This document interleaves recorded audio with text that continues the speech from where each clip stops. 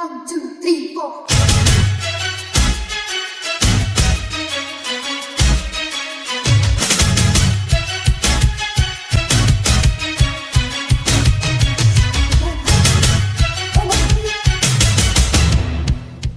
In this video, we struggled a lot with multiple boss fights such as the Jungian fight and the Majima boss fight. And I thought back then that it's the hardest that it could get, and oh boy, I was wrong, as this next set of fights dial everything up to 11. Hi, this is Musin, and this is the finale of Yakuza Like a Dragon without changing jobs. Now, I just want to address something that I believe I never mentioned before. I really got burned out with the random encounters in my very first video, so I opted to only doing the mandatory battles, hence the struggle I'm currently having in these videos.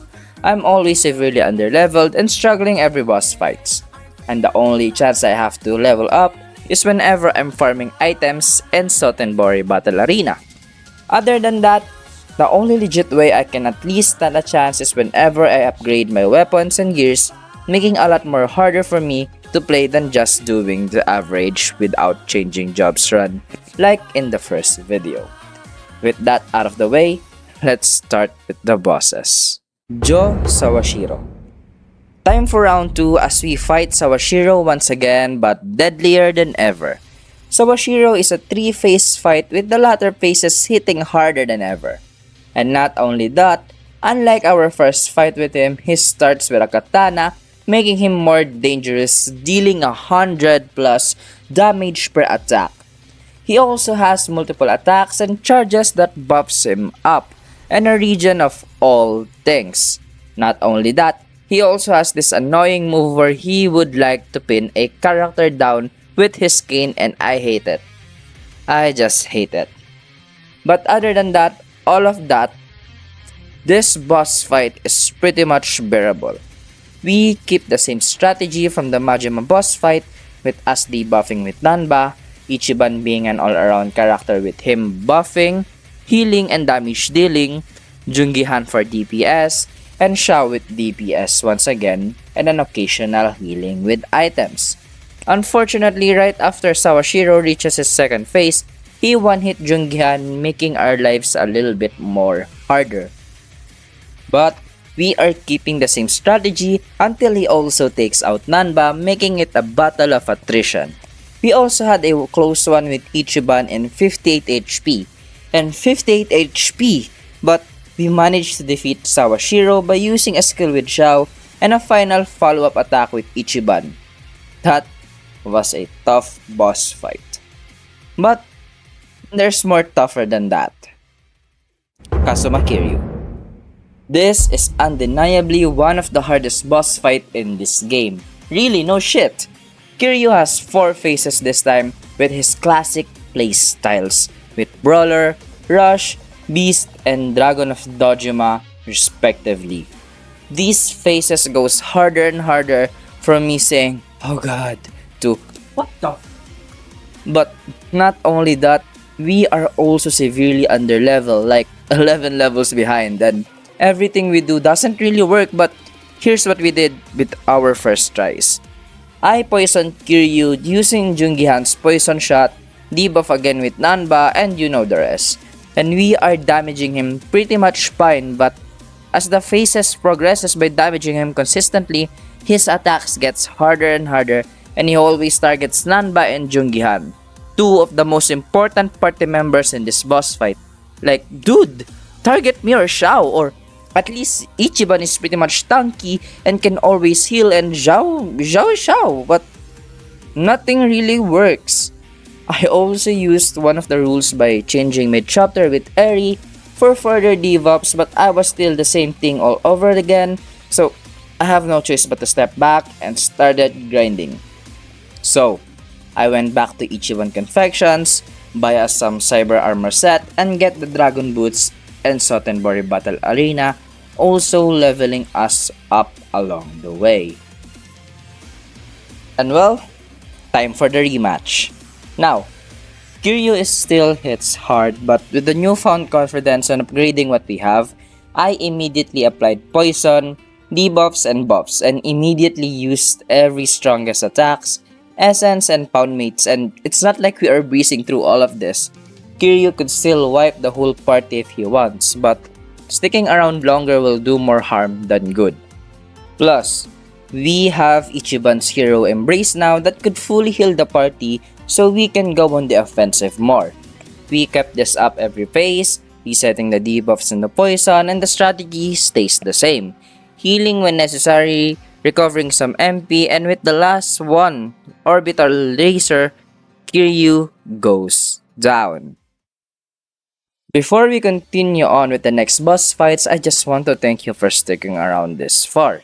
If you are enjoying this video, I will appreciate it if you like the video, comment what you want me to do or what I could have done in this video, or comment what video games you want me to play next. And if you are liking these kinds of videos that I make, subscribe, as I am planning more of these types of contents and other contents too. Anyways, Ishioda and Mirror Face. Ishioda is basically Yakuza of this game now, bro. This is so tiring. Nothing's really new here. Well, Mirror Face is new. He has this move that is a one-hit KO move, but we persist with the same strategy that took us a couple of tries, but we managed to win. What different with this boss fight is that Ishioda inflicts more fear, and that, that one-hit KO move that I just mentioned. But yeah, that's just it. Tendo. Tendo is a breath of fresh air, but it's more of the same. And what I mean by that is, he has a completely new moveset, but we have no choice but to stick around with the same strategy. Now, I farmed for items and upgraded my gear, so my levels bump quite a lot now. Tendo's damage isn't really a lot, but he can hit the same character multiple times, so we still have to heal from time to time. But unlike the Majima boss fights, we are also on the offensive. Tendo resists physical attacks but weak to lightning attacks, which I learned about quite late into the fight now.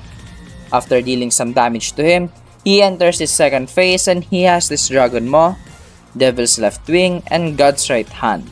Now, the Dragon Maw and the Devil's Left Wing wasn't really that special, but the God's Right Hand hits really hard. Like he fucking one-tap Jungian. But with us keeping the same strategy and hitting Tendo with all the essences, we have finally defeated him and he finally goes down. Meaning, we are now at the final boss fight. Ryo Aoki and Masato Arakawa. This boss fight wasn't really that special. I struggled more on the Tendo boss fight than this one. So, Ryo Aoki calls a lot of backup, but with the party's AoE, we quickly dispose almost all of them in an instant, triggering the second phase of the fight, which is a 1v1 with Ichiban and Masato. This boss fight also lets you go back to a freelance, changing our job one last time, and let the final boss fight commence. This boss fight is really trivial. We just exchange punches, so I spam skills as much as possible since I haven't seen some of the skills of the freelance yet, and damaging Masato isn't really that hard. And this is actually really reminiscent of the first battle.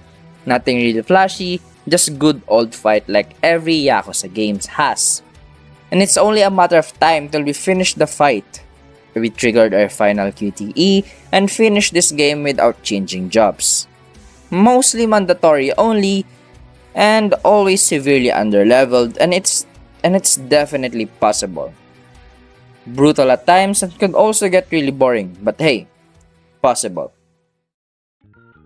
So if you want to try this one out, please don't. This is the reason why jobs are important in this game. This makes the game fun and creates variety and flexibility. And it also helps us with the difficulty of the game. And I did all of this so that you won't have to. Anyways, thank you so much for tuning in. I hope you enjoyed the video, and if you did, I'll appreciate a like and a comment. And if you want more content like this, subscribe, as I also do plan to do Persona games, challenge runs, and other stuff in the next one. Thank you so much for watching, and see you on the next one. Peace.